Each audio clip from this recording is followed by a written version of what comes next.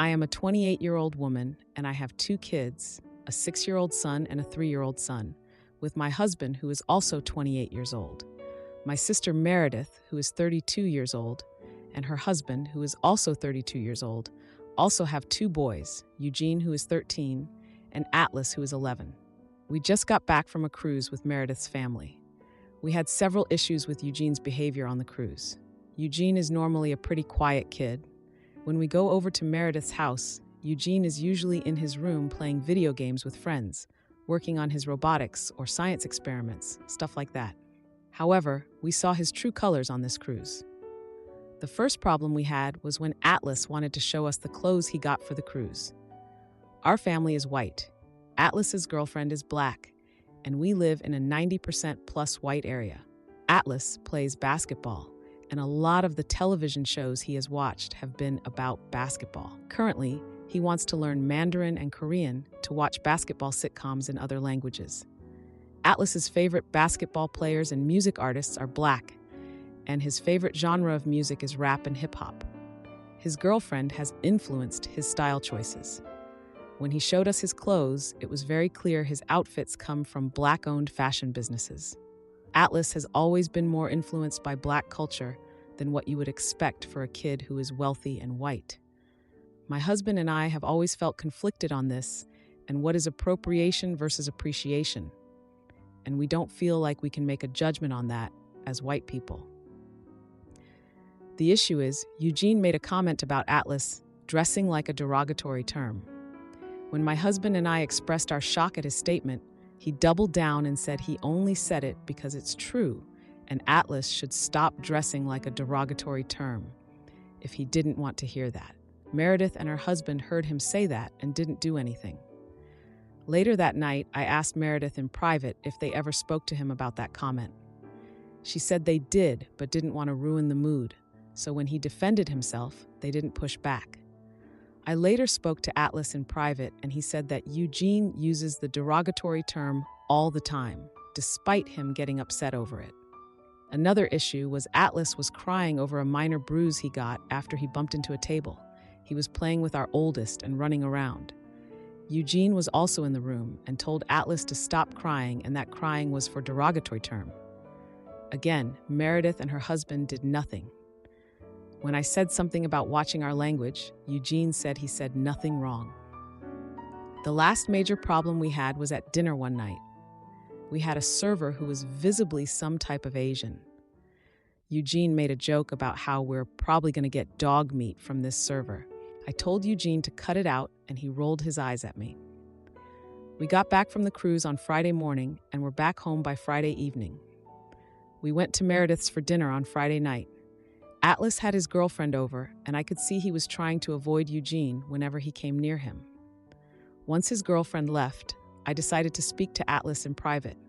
Atlas told me that his brother always makes offensive jokes. His parents have discussed taking him to therapy, but he refuses to go because he says therapy is for derogatory term.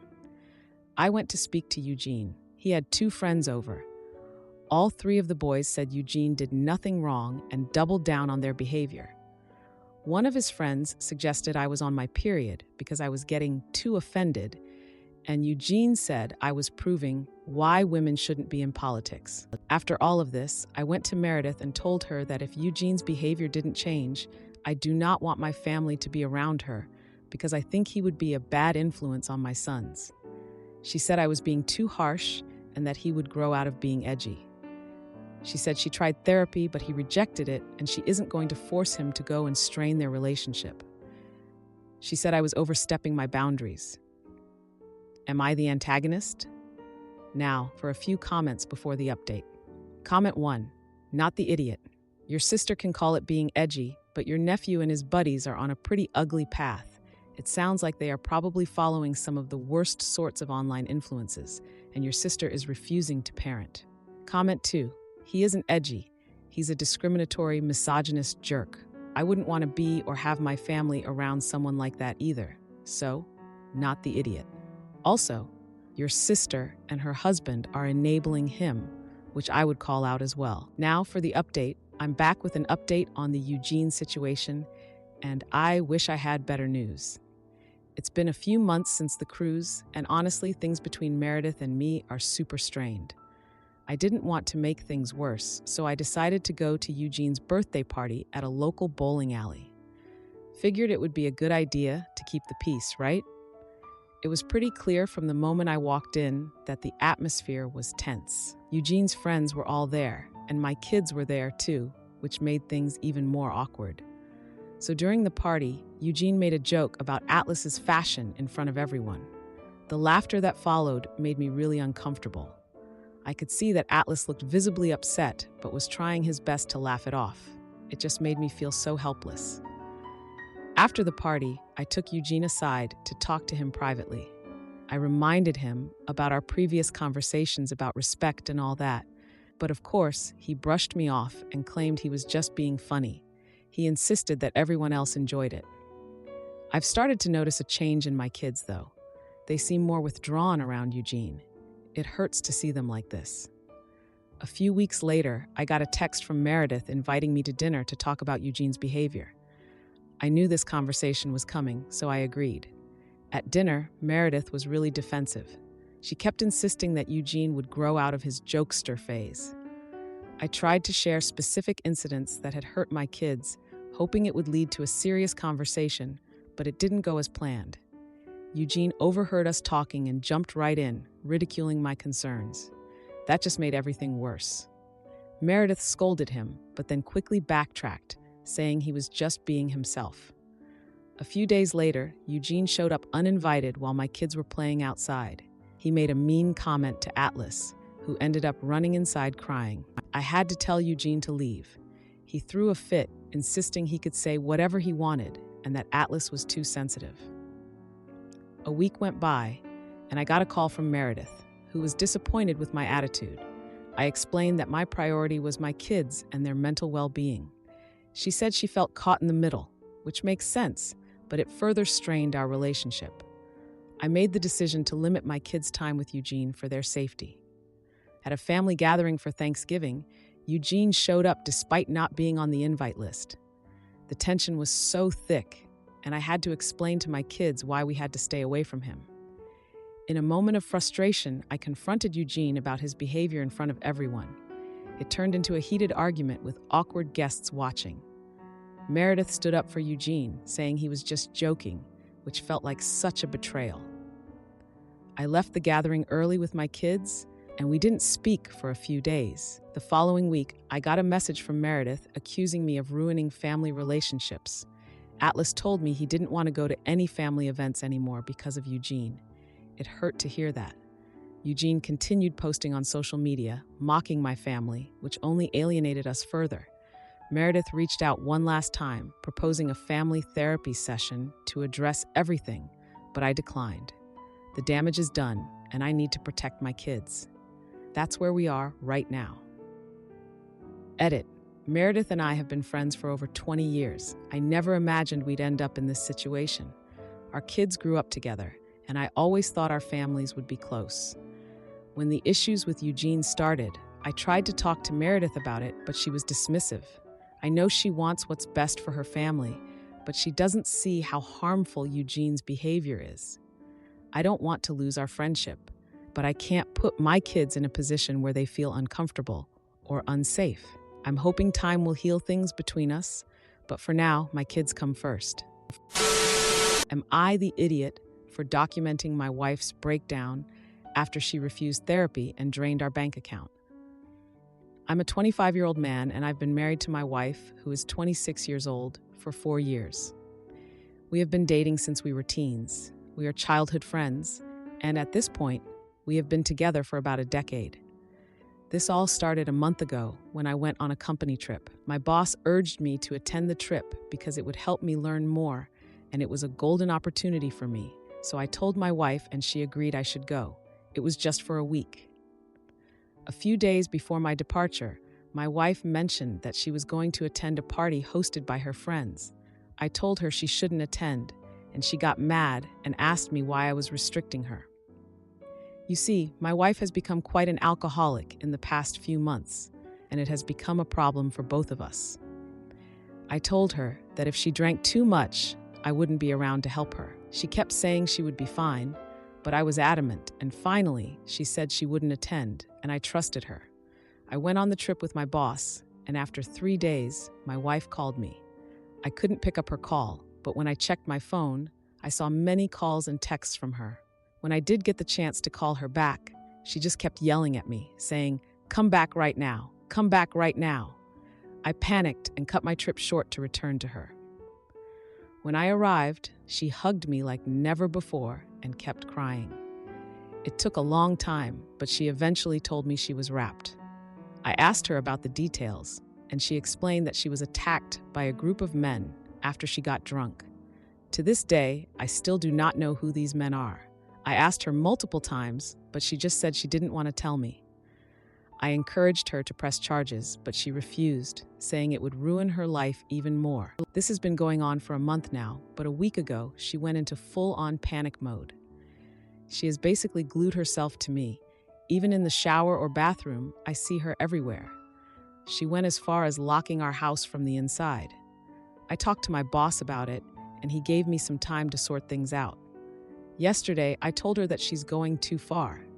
She had locked me and herself in our bedroom, not letting me go anywhere. When I asked her why she was doing this, she said she was scared I would abandon her. She hugs me so tightly that I feel uncomfortable. And when I had enough, I told her that she was torturing me. I said, "You don't tell me anything. I am trying to help you, but you don't care." After I said this, she started crying nonstop. If this continues, it's going to cost me my job. I won't even be able to feed myself, let alone feed her. But given her state, I think I might have gone too far. Did I say something I shouldn't have? I don't understand anything at this point. Now for a few comments before the update. Her reaction is consistent with post-trauma shock and fear. She needs professional help, medical, psychological, and legal support. She likely feels tremendous shame and guilt for drinking, taking on false responsibility for the attack. There is no way for you to fix this, certainly not in a few days. If she was indeed wrapped, she will be dealing with this for the rest of her life. To give her the best chance of healing, seek help. First of all, I'm sorry about what your wife and you are going through, but something needs to be done, even if it's initially difficult and uncomfortable. If possible, you should reach out to her friends who hosted the party to try and gather information as to what happened. Once you start building a picture, maybe it will be easier to move forward, because right now, both you and she are stuck in neutral. Now for the update, it's been just over 2 days since the last update, and things have gotten worse.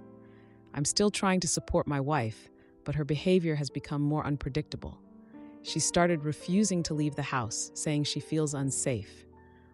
I wanted to go for a walk to clear my mind, but she insisted on coming along, holding my arm tightly. During our walk, we ran into a neighbor who asked about her well-being. This made her defensive, and I noticed the neighbor's concerned expression as she glared at me. I felt stuck in the awkwardness of the situation, unable to explain the chaos at home. That night, I got a message from my boss asking if I was okay and if I needed to talk. He suggested we meet for coffee for a more private conversation.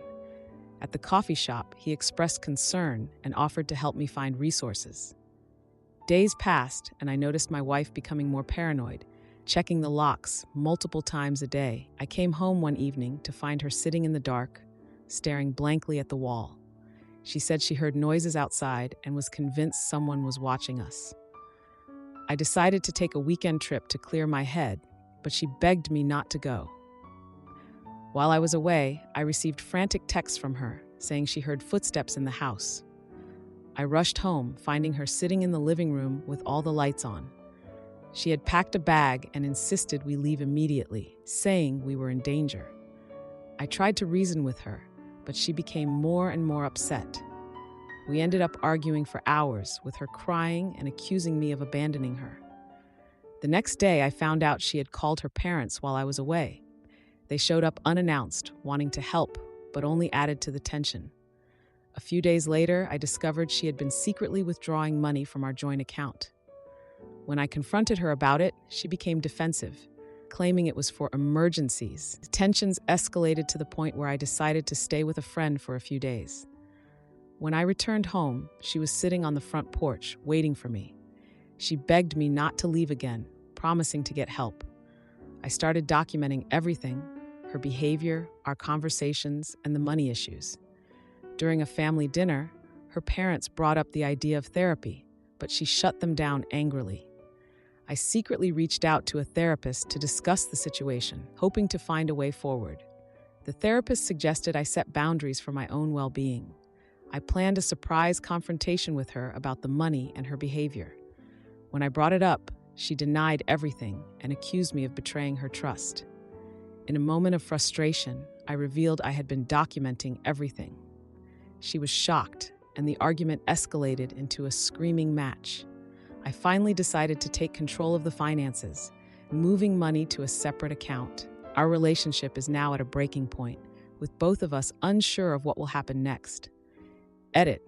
Things have continued to spiral. My wife is refusing to leave the house and has started sleeping with a knife.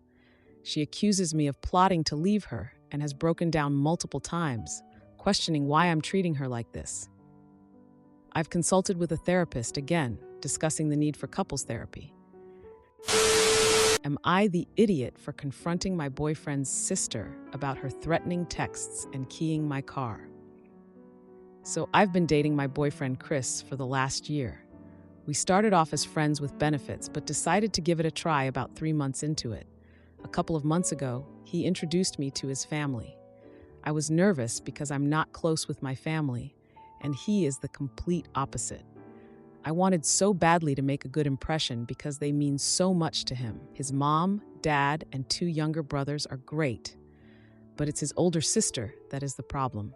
I could tell from the first day we met that she hated me. She was cold and slightly standoffish. Now, I'm a huge overthinker, so I just let it go, assuming that she would warm up to me eventually. His family eventually invited me to family dinners every Saturday night. One dinner, my boyfriend jokingly said that his sister and I should do something together to get to know each other. She said that she would never hang out around me willingly and stormed out. No explanation. The dinner was pretty tense after that, but no one ever acknowledged it. When he dropped me off, I asked about it, and he only said his sister was really protective of him. After that, anytime I was in the room with his sister, she would storm off. The only time she could be in the room with me is for the dinners. Honestly, it was okay with me. So, they were talking about their family trip during dinner one night. They asked me if I'd ever been to Cabo and if I wanted to go. His sister interrupted and asked where I would even sleep. My boyfriend laughed and said I would stay with him in his room. This set her off, and she started yelling that it was a family trip and I was trying to steal her brother from his family. We ended up leaving, but again, no explanations, no excuses, and no apologies. After that day, I started to get calls and texts every day from random numbers. The texts were mildly threatening, but nothing too crazy. I didn't even think that it could be his sister until I verified that I would be going with them on the trip last month. This flipped a switch, and the texts started to get very scary, basically saying to leave my boyfriend or things would happen. I asked my boyfriend if he thought it could be his sister, and he just denied it and said it was probably someone trolling me. He explained his sister is just jealous because he is spending more of his time with me and that she would never do anything like that. It wasn't until I was walking out of work last week and saw my car was keyed with the words "home wrecker." I just know it's her, but I don't know how to tell my boyfriend so he'll believe me. Should I go to the police? I don't know what I can even do. I really love him, but I'm scared his sister will do something to me. Also, what if it's not his sister? I don't even know what to think. Now, for a few comments before the update. Comment 1. Go to the police. This isn't normal behavior, and you don't feel safe. It's your human right to feel safe in your daily life. If your boyfriend doesn't immediately support you and show a sense of concern and care for you, dump him. He isn't required to hate her or sever their relationship, but he shouldn't hesitate to show you his full support. The family should have sorted this out long ago. Most importantly, you have a right to feel safe, and you don't owe her the benefit of your doubt. Do what you must to be safe as soon as possible. Call the police and report it. Comment 2. Unless your boyfriend has a secret family, it would be a pretty weird coincidence if it's not his sister, which is gross because she's acting like she's a scorned girlfriend. I would file a police report for insurance purposes at least. They might be able to check cameras around your job. It would be pretty sweet if that person was caught on camera. I imagine it takes a while to scratch homewrecker into the paint. Not the jerk. Now for the update. 2 days after my car got keyed, I decided I couldn't do this anymore. I was going to have to talk to Chris about the texts and the car incident. I know I avoided this for a long time because I didn't want to ruin my relationship over some family drama, but honestly, I was scared. Chris was the only person I knew who could convince his sister to back off. So, I planned a dinner at Chris's favorite Italian restaurant to keep the whole thing calm. It was a cozy little place, and I figured the vibe would make it a little easier to talk about something so serious. So there we were, sitting at our usual table in the corner, candles flickering and all that. The food was incredible, as always, and for a moment, I felt like everything was normal between us. We laughed, joked around, and just enjoyed each other's company. But I couldn't shake off the feeling that something was off. After we finished our main course, I took a deep breath and brought it up. I asked if he noticed my car being keyed and showed him the text messages on my phone. At first, Chris looked shocked. He had no idea about the texts, but then he started defending his sister again, saying she was just being protective. Protective? I mean, what was she protecting him from? I asked if he could talk to her about her behavior, but he brushed it off like it was no big deal, saying it was just sibling rivalry. That was it. I felt like I was talking to a wall. The next day, I got another text from an unknown number that read, "Stay away from my brother." I just couldn't take this anymore. I enlisted a coworker who worked in security for help. I asked if there was any way we could trace these texts back to someone. He agreed to help and discreetly started looking into it. Later that week, Chris's family invited everyone over for a barbecue. It was the usual deal: burgers, hot dogs, and everyone mingling. Chris's sister was cold, but kept her distance, which was a relief. During the meal, though, she made this passive-aggressive comment about how some people don't belong at family events. I mean, really? After dinner, she pulled Chris aside for a private conversation. I overheard snippets of their conversation, and honestly, she sounded so defensive. Chris was trying to reason with her, but I could tell it wasn't going anywhere. I also noticed Chris's mom watching the exchange with concern, which was a bad sign in itself. Afterward, Chris came back to me and said his sister was just upset about him dating someone she didn't approve of. I mentioned the texts and the car incident again, insisting we needed to address it. Finally, Chris agreed to speak to his sister, but he seemed so reluctant, like I was asking him to climb a mountain or something. The next day, my coworker called me with an update. He said they traced the texts back to a specific phone number. Guess whose number it was? Yup, Chris's sister. I was so mad, but I felt this determination too. I decided I was going to confront her directly during the next family gathering. A week later, the family had a get-together to celebrate Chris's dad's birthday. During dinner, I waited for the right moment to bring up the whole thing. After cake, I took a deep breath and addressed Chris's sister in front of the family. I just straight up asked her why she was sending threatening messages and keying my car. She looked shocked at first, then so defensive, denying everything. I pulled out my phone and showed everyone the text messages. The atmosphere got so heavy, and Chris's sister started to falter under the pressure.